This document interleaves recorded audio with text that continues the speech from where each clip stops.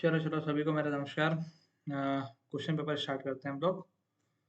तो सेट ए हम लोग आज डिस्कस करेंगे। ठीक है, सेट ए के जो भी क्वेश्चन होंगे वो हम लोग डिस्कस करेंगे।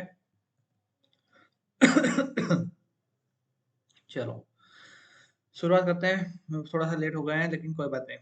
ठीक है, एक्चुअल में यहाँ पे क्वेश्चन में क्या है, 10⁻12 है, ये -7 है, ये -6 है, ये सब माइनस में है, -23 ठीक है।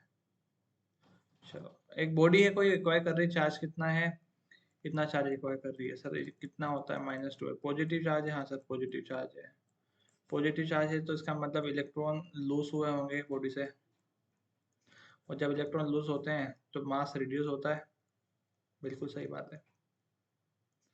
मास अगर रिड्यूस हो रहा है तो सर कितना मास रिड्यूस होगा ये हमको देखना है। चार्ज इतना है, हमको पता है Q = N × E होता है। Can we find the number of electrons that got reduced. तो ठीक है, Q = N × E। Q की वैल्यू आपके पास में ये है,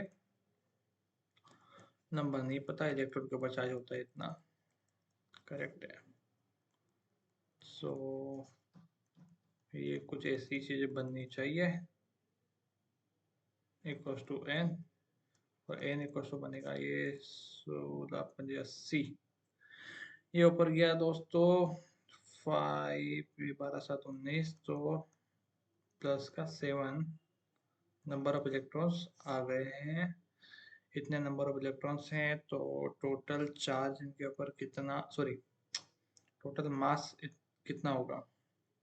अगर इतने इलेक्ट्रॉन्स हैं आपके पास में, एक इलेक्ट्रॉन के पास में मास होता है, टोटल मास 9.1 इंटू 10⁻31, और आपके पास टोटल कितने हैं, इतने हैं, करेक्ट है।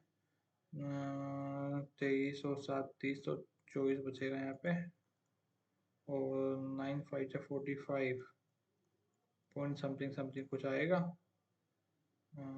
ये हो गया आपका 24। अगर इसको आप और सोल्व करोगे तो it will be something like 4.5 into 10⁻23 kg।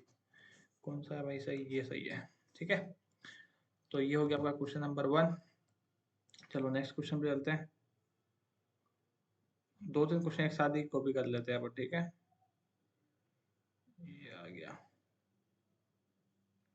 ये तो क्वेश्चन अपन एक साथ कॉपी करके डाल देते ताकि तो दिक्कत ना है। ग्रेट, चलो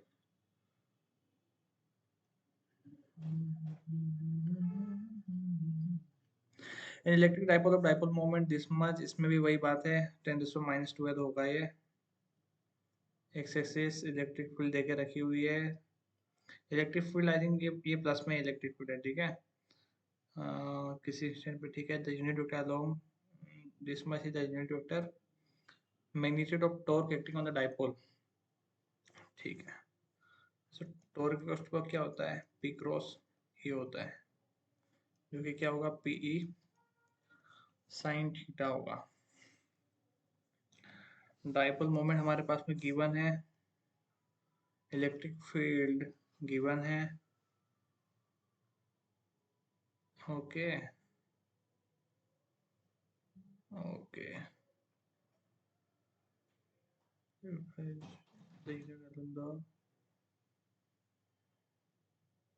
क्वेश्चन का एक बार देख लेना जरूर से। Along the electric field is the unit vector along the electric field is this much, okay ठीक है। हमको दे के रखा हुआ है, इसमें वेक्टर से थोड़ा सा काम किया गया है। इलेक्ट्रिक फील्ड का अपने को यूनिट वेक्टर दे के रखा हुआ है, ठीक है, और मैग्नीट्यूड भी दे के रखा हुआ है। इसका मतलब अगर आपको मैग्नीट्यूड प्लस यूनिट वेक्टर दे के रखा है तो आपके पास में कौन सी जानकारी है, आपके पास में पूरा वेक्टर है, ठीक है। और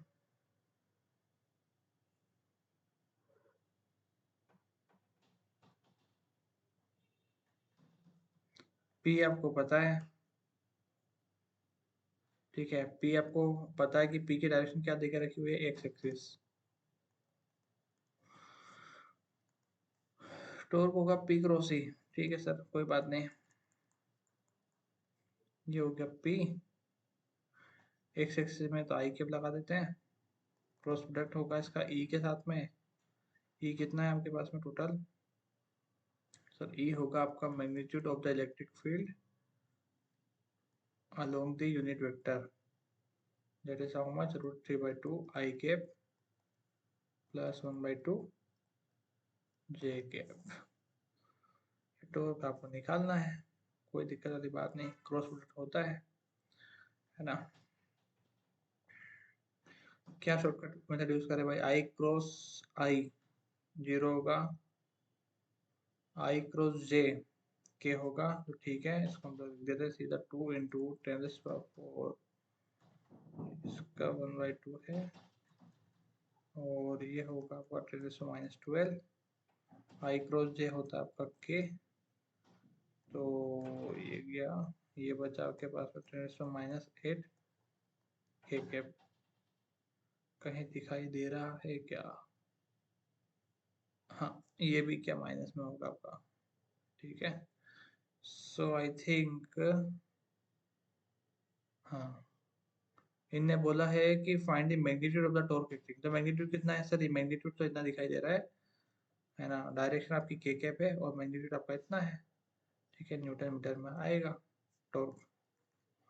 so this is the correct answer on this question. Then comes the question number 3, when the switch of the circuit is turned on the filament of the bulb glows instantly। ठीक है, जैसे circuit का switch on किया तो bulb का filament जल्दी से जल जाता है, क्यों? Electrons coming from the power source move fast through the initial, नहीं, ऐसा तो कुछ नहीं होता। द फिलामेंट में be old having low resistance, नहीं, ओल्ड नहीं होने से कोई फर्क नहीं पड़ता। Electric field is stabilised instantly across the filament which pushes the electrons के आगे लिखा होगा। ठीक है, तो हाँ ठीक है, ये कुछ बात समझ में आती है। Free electrons in the filament travel with the speed of light, ये मेरा कोई काम का नहीं। हाँ, तो भाई कहीं भी आप देखते हो कि करंट आपका जा रहा है तो किसके कारण जा रहा होगा? It will be due to the electric field that has been stabilised instantly across the filament. ठीक है, तो option C will be the correct answer. Now let's see the fourth question, fourth and fifth, fourth and fifth questions.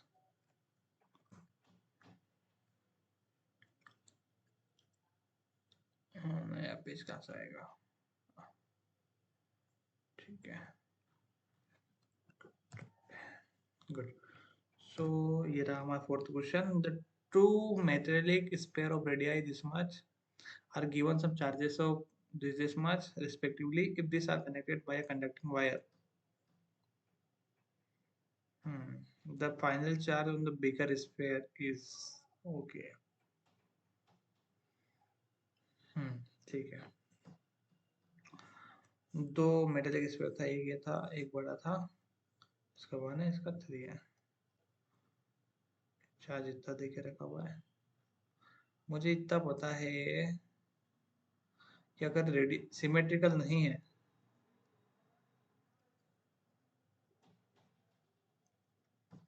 तो जो distribution होता है charges का, that is directly proportional to R. ठीक है,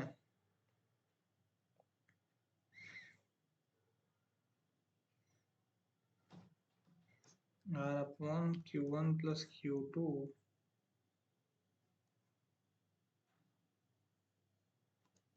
R1 प्लस R2, ऐसा कुछ होता है।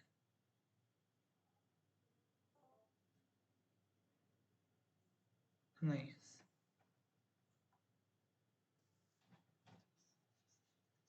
इसका रिलेशन आई थिंक ऐसा कुछ होता है।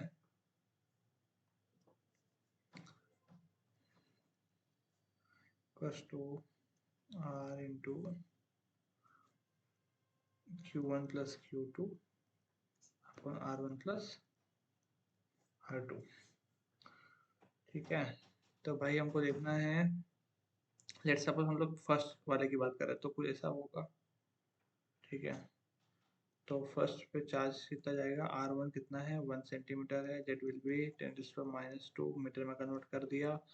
Q1 plus Q2 will be how much, 5 into 5 plus ये हुआ तो ये बचेगा आपके पास 4 इंटू 10⁻2 कूलम, देन अपन R1 plus R2 that is how much 3 plus 1 4 into 10⁻2, ये कैंसिल आउट हुआ। तो बिगर स्फीयर का बोला ना, तो बिगर स्फीयर कितना 3 सेंटीमीटर था, ठीक है ठीक है। ये क्या, ये 4 से 4 कैंसिल आउट होगा, तो ये Q2 की मैं बात कर रहा हूँ, ठीक है। तो Q2 कितना होगा 3 इंटू 10⁻2 कूलम, कहाँ पे दिख रहा है, ये रहा, very good. So option number C is the correct answer. अगर सिमेट्रिकल स्पेयर्स नहीं होता है तो आपको चार्जेस का distribution directly proportional to radius के होता है ना। और आप लोग एक बात देखोगे कि जो जिसका रेडियस ज़्यादा होगा उसके पास में चार्ज भी ज़्यादा होगा, है ना। ऑल तो हम लोगों ने जो केसेस पढ़े हैं अभी तक वो हमने सारे सिमेट्रिकल के ही ज़्यादा देखते हैं, ठीक है। बट अगर अनसिमेट्रिकल है तो कौन सा फॉर्मूला यूज़ करना है sir, Q is directly proportional to R, that is अगर एग्जैक्ट वैल्यू आपको निकालनी है तो कुछ ऐसी आती है, ठीक है। और अगर आपसे Q1/Q2 पूछा जाता तो आपको एक बात सोचनी चाहिए कि Q1 plus Q2 and R1 plus R2 दोनों सेम रेशियो में आएंगे, मतलब दोनों की जगह पे सेम आएगा। जैसे मान लेते हैं हम लोग ये कर देते हैं इसको ऐसा, upon R1 plus R2 divide by Q2 के लिए क्या होता है ये R2, Q1 plus Q2 upon R1 plus R2। तो ये सारी चीजें तो आपस में कैंसिल आउट हो जाती, that ratio will be like this only, R2, ठीक है। तो हमारे जो चार्जेस का रेशियो होता है वो R1 और R2 के डायरेक्टली प्रोपोर्शनल होता है, इसीलिए ये ऐसा कोई आपका सॉल्यूशन बनता है। बट अभी हमको एग्जैक्ट वैल्यू चाहिए थी Q1 की कितनी होगी और Q2 की कितनी होगी, इसे हमको पूरा फॉर्मूला लगाना पड़ा। Good, now let's move forward. What is the formula for temperature dependence of resistivity, क्या होता है 1 plus alpha T minus T not, that's it. इसमें कोई ऑब्जेक्टिव नहीं था, कोई दिक्कत वाली बात भी नहीं होनी चाहिए। Let's solve this question now, yeah it looks good। Question number 6 देखना, ठीक है, मेरे को कॉपी कर लूँ एक बार।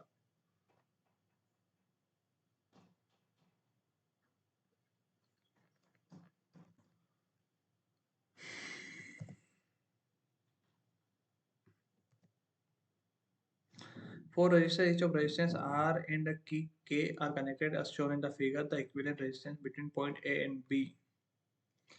A और B के बीच में आपको रेजिस्टेंस निकालना है when K is open। Okay,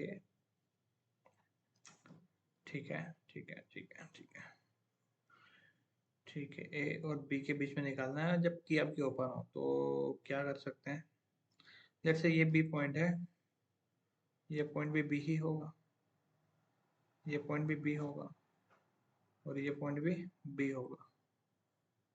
जैसे ये पॉइंट A है तो ये पॉइंट हम लोग मान लेते हैं कोई और पॉइंट होगा C, ठीक है। हम लोग A B और C के बीच में जितना रेजिस्टेंस है उसको ड्रॉ कर लेते हैं, ठीक है। चलो A और C के बीच में एक है, C और B के बीच में एक, C और B के बीच में दूसरा, ये C और B के बीच में तीसरा। तो B और C के बीच में पहले बना लेते हैं अपन, ठीक है। B और C के बीच में एक तो ये हो गया R रेजिस्टेंस, दूसरा B और C के बीच में ये दो, तो ये हो गया, और B और C के बीच में एक और हो गया, सबका R रेजिस्टेंस था, ठीक है। अब बचा आपका ये C पॉइंट है, C और A के बीच में एक है, A और B के बीच में भी है क्या कुछ, नहीं, ठीक है। C और A के बीच में, ठीक है। देख लो भाई कितना होगा ये, 1/R 1/R तो 3/R, that will B r/3 parallel में है तो प्लस ये सीरीज में है तो ये होगा 3r, तो ये हो जाएगा 4r/3, 4r/3। समझे बात? जबकि ओपन है जो भी है मतलब, तो उसमें आपका टोटल रेजिस्टेंस कितना निकल के आ रहा है, इतना आ रहा है। ठीक है, और आपका मेथड आपको पता ही है, मैंने बताया हुआ था कि आप पॉइंट सेलेक्ट कर लो किसी केस में अगर ऐसा होता है तो, और निकाल लो। क्या यहाँ पे वीटस्टोन बन रहा था? वीटस्टोन कोई बात ही नहीं, क्योंकि यहाँ पे अभी कोई करंट फ्लो नहीं कर रहा है, and also it is having 4 resistances, तो 4 रेजिस्टेंस में तो हम लोग वीटस्टोन नहीं अप्लाई करते हैं। ठीक है, गुड। नेक्स्ट क्वेश्चन देखते हैं। क्वेश्चन मुझे लगता है कि काफ़ी इंटरेस्टिंग से बने हुए हैं, है ना? मतलब ये क्वेश्चन थे जो आपके आपके किस में आए थे, 2025 के एग्जामिनेशन में आए हुए थे। ठीक है, ऑलमोस्ट सारे। चलो,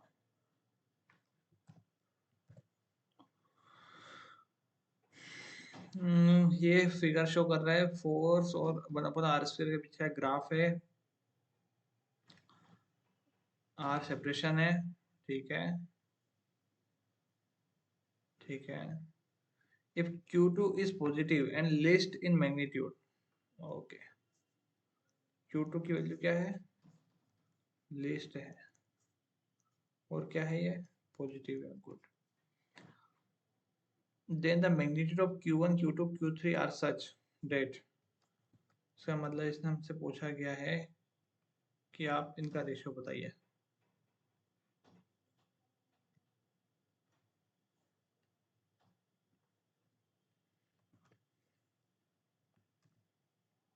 ये क्वेश्चन पूछा है कि भाई चार्जेस कौन सा बड़ा होगा और कौन सा छोटा होगा। इसने बोला Q2 is the least positive, least in magnitude, तो लीस्ट इन मैग्नीट्यूड है तो Q2 सबसे छोटा हो गया। तो भाई एक तो ये है और एक ये है, और क्या दिमाग लगा सकते हैं? ये नहीं हो सकता, ये भी नहीं हो सकता। अब Q2 अगर लीस्ट है तो यहाँ पे आप देख रहे होंगे कि फोर्स जो दिख रहा होगा आपको Q1 और Q2 के बीच में है, दैट इज हायर। कम डिस्टेंस के लिए भी फोर्स ज़्यादा लग रहा है। ठीक है, तो इसका मतलब ये हुआ कि Q1 की वैल्यू भी काफ़ी ज़्यादा होगी, तभी 1/r² में जब r आपका कम है, या फिर r सेम देख लो, जब यहाँ पे हम लोग देख पा रहे हैं इस वाले r पे इसकी वैल्यू इतनी है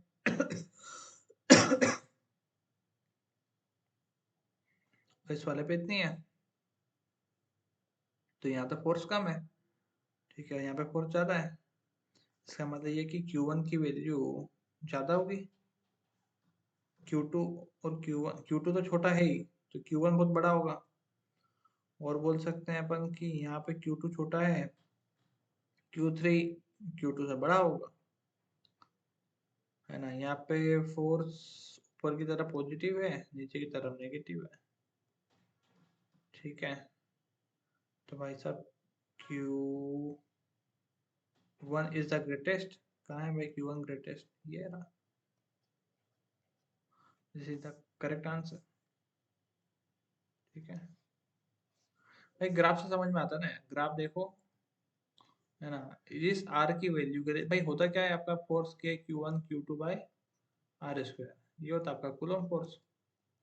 अब 1/r² उसने दे के रखा हुआ है, अब ये कम है और ये ज़्यादा है, या फिर हम लोग दोनों के लिए चेक करते हैं कि भाई जहाँ जहाँ पे r सेम है, यहाँ पे r सेम था दोनों के लिए, इस वाले के लिए भी और इस वाले के लिए भी, तब आपने फोर्स की वैल्यू देखी तो यहाँ पे बहुत ज़्यादा मिली और यहाँ पे काफ़ी कम देखने को आपको मिली थी। ठीक है, दैट्स वाई हमने डिसाइड किया कि Q2 will be the lowest और Q1 is the highest in magnitude. Good. That's good question, हाँ? चलो अगला क्वेश्चन देखते हैं।